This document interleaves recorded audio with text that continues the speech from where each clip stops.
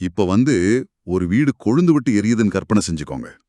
ஒரு மிக மோசமான சூழ்நிலை. ஆமா, உள்ளே ஒரு குழந்தை மாட்டிக்கிட்டு இருக்கு. அந்த பதற்றமான நேரத்துல ஒரு தாய் எந்த யோசனையும் இல்லாம அந்த தீக்குள்ள நுழையறாங்க. எந்த ஒரு தயக்கமும் இல்லாம. அதான் அந்த வினாடியில அவங்க மூளை தீயோட வெப்பம் என்ன, உள்ளே போனா நமக்கு தீக்காயம் படுமா, எவ்வளவு ஆபத்து இருக்கு, இப்படி எந்த ஒரு லாப நஷ்ட கணக்கையும் போடுறதில்ல. ஆமா, அங்க எந்த பயமும் இல்ல. முழுமையான ஒரு அதிதீவிரமான செயல் மட்டுமே அங்க நடக்குது. கரெக்ட். அந்த தாய் எந்த ஒரு சிந்தனையும் இல்லாம மிக தெளிவான ஒரு மனநிலைக்கு சென்று விட்டாங்க. சரி, இதை நாம் விரிவாக பார்ப்போம். அதே தெளிவான மனநிலையை, அதே விழிப்புணர்வை நீங்க காலையில ஒரு கப் டீ குடிக்கும்போது அடைய முடியும்னு சொன்னா நம்புவீங்களா? இது கேட்கறதுக்கு ரொம்ப ஆச்சரியமா இருக்கும். கண்டிப்பா. உங்களை சுற்றி 1000 வேலைகள் ஓடிக்கிட்டு இருந்தாலும் அந்த தாய்க்கு இருந்த அதே கூர்மையான மனநிலையை உங்களால எட்டி பிடிக்க முடியும். இத பத்தி தான் இன்னைக்கு நம்ம ஆழமான தேடல்ல பேச போறோம். அதாவது இந்த தேடலுக்கு அடிப்படையா அமைஞ்சது மனசுக்குள்ளே ஒரு ஜென் பயணம் அப்படிங்கிற ஒரு புத்தகம். ஆமா, இது வெறுமனே படிச்சுட்டு போற ஒரு தத்துவ நூல் கிடையாது. உங்களோட மூளை ஒவ்வொரு வினாடியும் எப்படி செயல்படுத்துது, அந்த ஒரு சாதாரண நொடிக்குள்ள எப்படி அளவிலா அமைதியை கண்டுபிடிக்கலான்னு காட்டுற ஒரு உளவியல் வழிகாட்டி. இதுல மிக சுவாரஸ்யமான விஷயம் என்னவென்றால், அந்த தாய் தீக்குள்ள நுழையும் போது அவங்களுக்குள்ள நிகழ்ந்தது தற்செயலான ஒரு உணர்ச்சி வேகம் கிடையாது. ஓ, அது ஒரு விழிப்புணர்வு நிலைங்களா? ஆமா, அது மனித மூளையின் மிக உயர்ந்த விழிப்புணர்வு நிலை.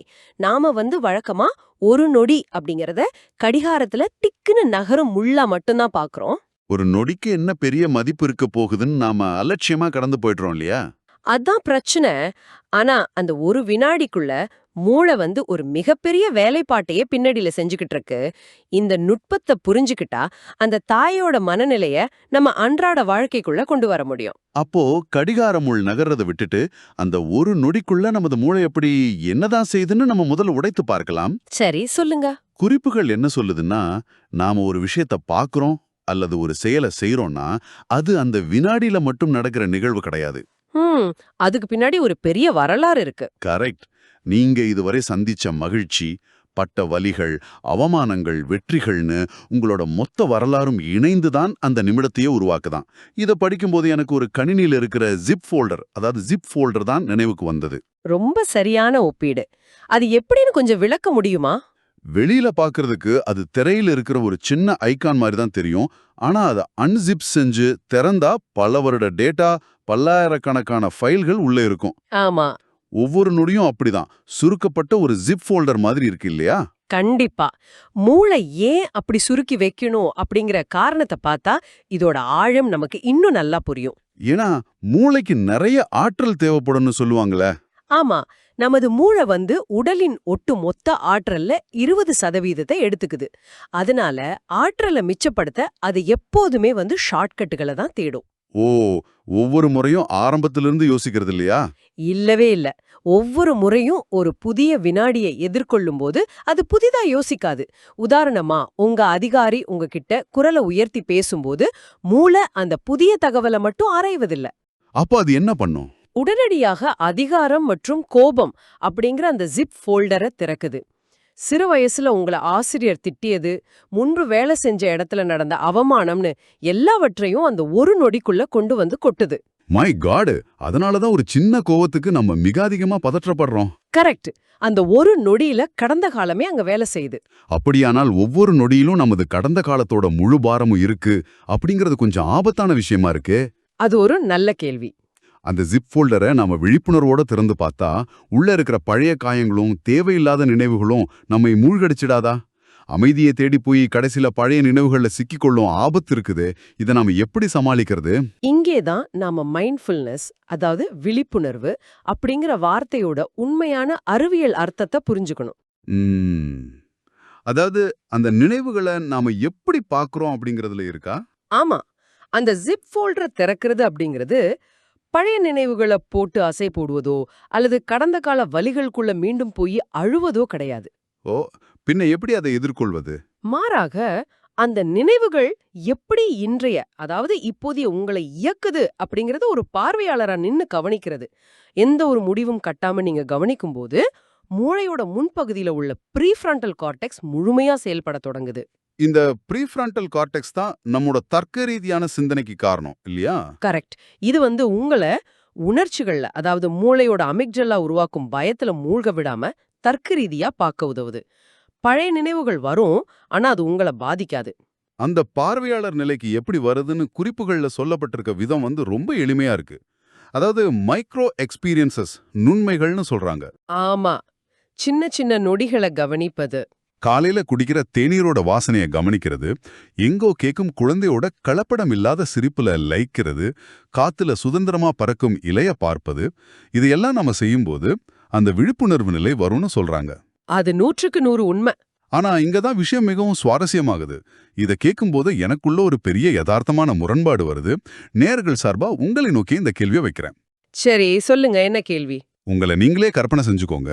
நீங்க ஒரு பெரிய பிரச்சனையில ஆபீஸ்ல இருக்கீங்க. அடுத்த அரை மணி நேரத்துல நீங்க ஒரு முக்கியமான மீட்டிங்ல பேசணும். உங்க வேலை தப்புமானே தெரியல. ரொம்ப அழுத்தமான ஒரு சூழ்நிலை. மூளையில 1000 அலாரங்கள் அடிச்சுக்கிட்டு இருக்கு. அந்த நேரத்துல கையில இருக்கிற தேநீரோட வாசனையை மட்டும் கவனிச்சு ரசிக்கிறது நடைமுறையில எப்படி சாத்தியம்? அது பலருக்கும் வரக்கூடிய ஒரு சந்தேகம்தான்.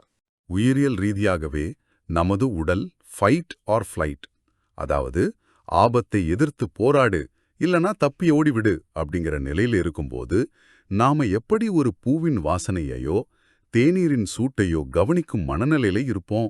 இது ஒரு முக்கியமான கேள்வியை எழுப்புது. இந்த ஜென் தத்துவம் எப்படி நமது அடிப்படை உயிரியல் அமைப்பை மீறி செயல்படும்? இங்க நாம ஒன்னு புரிஞ்சுக்கணும். ஜென் தத்துவம் உயிரியலை மீறி செயல்படுவது இல்லை.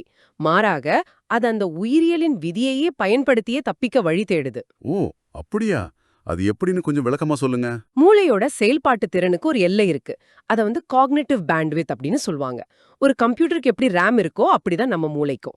சரி, ஒரு குறிப்பிட்ட அளவுக்கு மேல அதால ப்ராசஸ் பண்ண முடியாது. ஆமா. நீங்க மீட்டிங்க பத்தி பயப்படும் போது மூளை எதிர்கால கற்பனைகளை உருவாக்கி அந்த பேண்ட்வித்த முழுமையா அடைச்சுக்குது. இப்போ நீங்க வலிந்து உங்கள் ஐம்புலன்களையும் அந்த தேநீரின் வாசனையிலும் அதோட சூட்டிலும் குவிக்கும்போது என்ன நடக்குதுன்னு தெரியுமா? தொடுதல், நுகர்தல் போன்ற புதிய தரவுகள் மூளைக்குள் செல்கிறதா? கரெக்ட். மிக நேரடியான வலுவான தரவுகள் உள்ளே போகுது. சூடு, வாசனை, சுவை என ஐம்புலன்களோட நேரடி தரவுகள் மூளைக்கு செல்லும்போது அந்த தரவுகளை ப்ராசஸ் செய்ய மூளைக்கு தனது முழு பேண்ட்வித்தும் தேவைப்படுது. வாவ்! அப்போ அந்த பயத்துக்கு போற எனர்ஜி கட் ஆயிடுமா? ஆமா. எதிர்காலத்தை பத்தி பயந்துகிட்டு இருந்த கற்பனைக்கு தேவையான சக்தி துண்டிக்கப்படுது. பயத்தை உருவாக்கும் அந்த பகுதிக்கு மின்சாரம் நிறுத்தப்படுதுன்னே சொல்லலாம். அப்போ அந்த ஃபைட் ஆர் ஃப்ளைட் மோடு குறைஞ்சிடுமா? உடனே குறைய தொடங்கும். தேநீரை கவனிக்கிறது அப்படிங்கிறது தப்பித்து ஓடும் செயல் கிடையாது. அது மூளையோட பயத்தை அணைக்கிற ஒரு மாஸ்டர் ஸ்விட்ச். ரொம்ப ஆச்சரியமா இருக்கு. அந்த ஒரு நொடியில நீங்க 100% கவனத்தை குவிக்கும்போது அந்த பதற்றம் வினாடியில மறைஞ்சிடும். மூளையோட நினைவகத்தை நிகழ்காலத்தின் உணர்வுகளால் நிரப்புவதன் மூலம் நாம தேவையற்ற கற்பனைகளை ஓரங்கற்றோம்.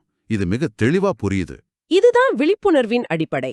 ஆனா அமைதியை பெறுவது சரி. வாழ்க்கையின் பெரிய பிரச்சனைகளுக்கு முடிவெடுக்கவும் இந்த நொடிகள் எப்படி உதவுது?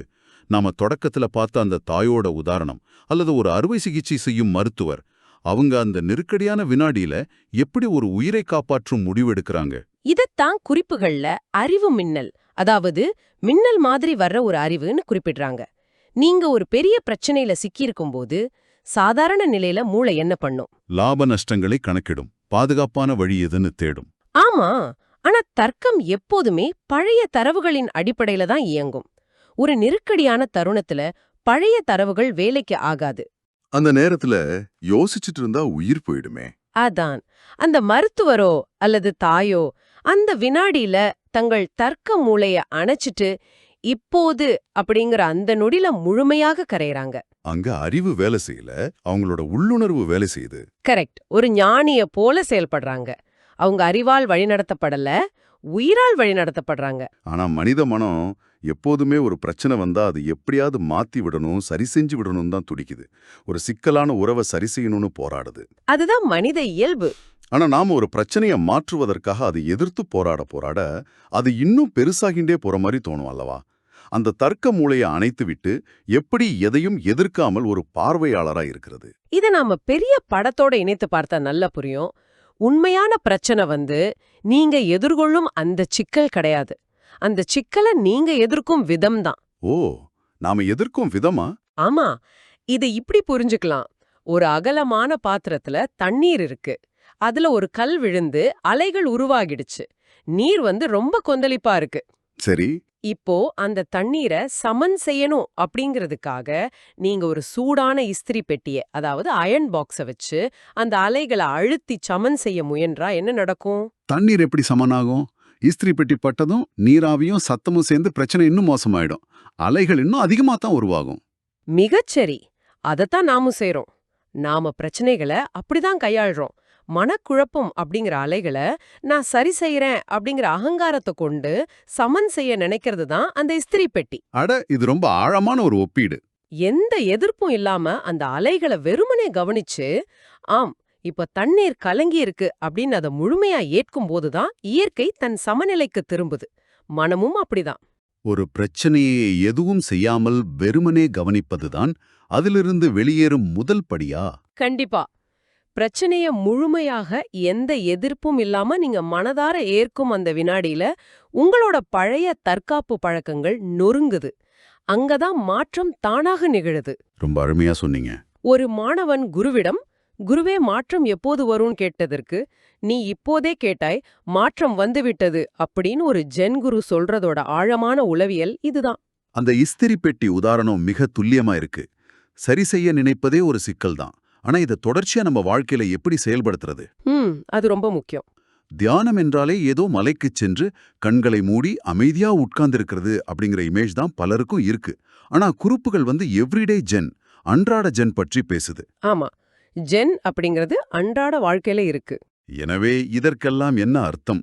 இதை நான் படிக்கும்போது நமது ஈகோ அல்லது நான் அப்படிங்கிற அகங்காரத்தை ஒரு ரேடியோவோட ஒப்பிட்டு பார்த்தேன். ரேடியோவா? சுவாரஸ்யமா இருக்கு. ஆமா, அந்த ரேடியோ எப்போதுமே நமது மூளைக்குள்ளேயே பின்னணியில ஓடிக்கிட்டே இருக்கும். அவ அப்படி சொல்லிட்டான், நாளைக்கு என்ன நடக்குமோன்னு ஒரு இரைச்சலை தந்துக்கிட்டே இருக்கு. அந்த இரைச்சல் எப்பவும் இருக்கும். ஆனா சூரிய ஒளி முகத்துல விழும்போதோ, ஒரு குழந்தையோட சிரிப்பை கேட்கும்போதோ அந்த முழுமையா லயிக்கீங்க. அந்த வினாடியில அந்த ரேடியோவோட பிளக் பிடுங்கப்பட்டு விடுது. அங்கே எந்த முகமுடியும் இல்ல, எந்த பேரும் இல்ல, நான் அப்படிங்கிற ஒரு ஆளே அங்கே இல்ல. இத மிக அழகா சொல்லிட்டீங்க. அந்த ரேடியோ பிளக் பிடுங்கப்படுவது அப்படிங்கிறது தற்காலிகமான ஒரு அமைதி மட்டும் கிடையாது. அது உங்களை முற்றிலும் புதிய மனிதரா மாற்றும் ஒரு செயல்முறை. தியானம்னா கண்களை மூடி உட்கார்றது மட்டும் இல்லையா? ஜென் தத்துவத்துல தியானம் அப்படிங்கிறது நீங்க சொன்னது போல கண்களை மூடி செய்வது அல்ல. இது காலத்தின் ஊடாக பயணிப்பது கிடையாது. விழிப்புணர்வின் ஆழத்துக்குள் செல்வது. விழிப்புணர்வின் ஆழம். நீங்க நடக்கும்போது உங்கள் பாதம் தரையைத் தொடும் அந்த நொடியை முழுமையா உணர்வது தியானம். ஒரு மூச்சு உள்ளே சென்று வெளியேறுவதை கவனிப்பது தியானம். இப்போதைய நொடி அப்படிங்கிறது தான் புத்தரின் இருப்பிடம்னு சொல்றாங்க. அங்கே கடந்த கால வருத்தமும் எதிர்கால அச்சமும் இல்லை. கரெக்ட்.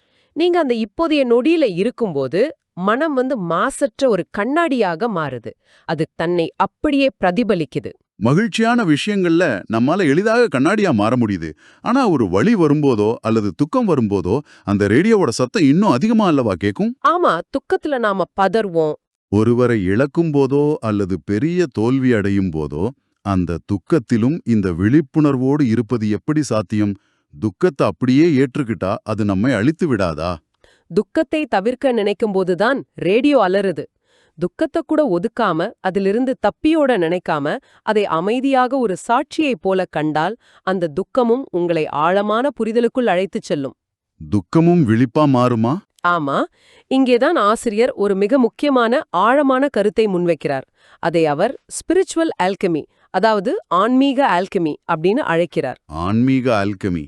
இது ஆரம்பத்துல நாம பேசிய அந்த ஜிப் ஃபோல்டர் விஷயத்தோடு தொடர்புடையதா? ஆமா, முற்றிலும் தொடர்புடையது. கடந்த கால தரவுகளோடு இதற்கு என்ன சம்பந்தம்? நாம தொடக்கத்துல நினைவுகளை பற்றி பேசினோம் இல்லையா? நீங்க இப்போதைய நொடியில வாழத் தொடங்கும்போது கடந்த காலம் அப்படியே அழிந்து விடுதுன்னு பலரும் தவறா நினைக்கிறாங்க. ஓ, கடந்த காலம் அழியாதா? மனித மூளையில கடந்த காலம் அழியாது. கடந்தது முடிந்தது. வருங்காலம் வரவில்லை. நமக்குள்ளே இருக்கும் இப்போது என்ற நொடிதான் நித்தியத்தின் முகம். அப்போ அந்த பழைய காயங்கள் என்ன ஆகும்? அந்த பழைய நினைவுகள், காயங்கள், அவமானங்கள் எல்லாமே இந்த விழிப்புணர்வு அப்படிங்கிற நெருப்புல பட்டு உருகத் தொடங்கும். ஆல்கெமி அப்படிங்கிறது சாதாரண இரும்ப தங்கமா மாற்றும் ஒரு ரசவாதம். Wow, super. அதேபோல உங்கள் கடந்த காலத்தோட கசப்பான வலிகள இந்த விழிப்புணர்வின் மூலம் உங்களால ஒரு பாடமாக, ஒரு பக்குவமாக, ஏன் ஒரு ஞானமாகவே மாற்ற முடியும். அதுதான் ஆன்மீக ஆல்கெமி. பழைய நினைவுகள் உங்களை அழுத்தும் பாரமாக இல்லாமல் உங்களை உயர்த்தும் படிக்கட்டுகளாக மாறும். இது மூளையோட வயர்களை நாமே மாற்றியமைப்பது போன்ற ஒரு விஷயம். உங்களோட கடந்த கால காயங்களை நீங்க எதிர்கால பயமா மாத்தாம அவற்றை விழிப்புணர்வின் மூலம் தங்கமா மாற்றுறீங்க. இதுதாங்க உண்மையான விடுதலை. இதை கேட்டுக்கிட்டு இருக்கிற நீங்க ஒரு கணம் உங்களை நீங்களே கேட்டுக்கோங்க. உங்கள் வாழ்க்கை அப்படிங்கிறது பல வருடங்களால் ஆன ஒரு நீண்ட கேலண்டர் கிடையாது. அது நீங்க முழுமையா உணர்ந்த இப்படிப்பட்ட சின்ன சின்ன நொடிகளின் இணைப்பால் நெய்யப்பட்ட ஒரு கவிதை. ரொம்ப அழகா சொன்னீங்க.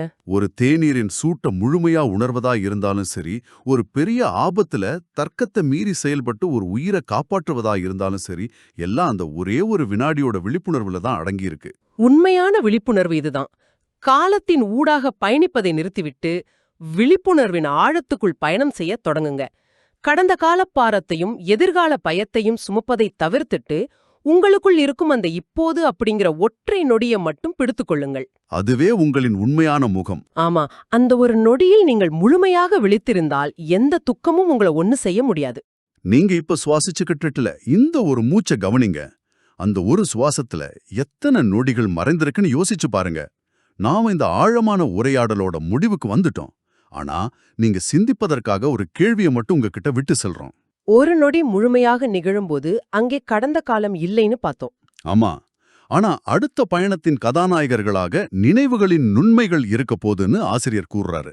அந்த ஒவ்வொரு நினைவும் ஆன்மீக ஆல்கெமி வழியாக உருகுன்னு சொல்றாரு.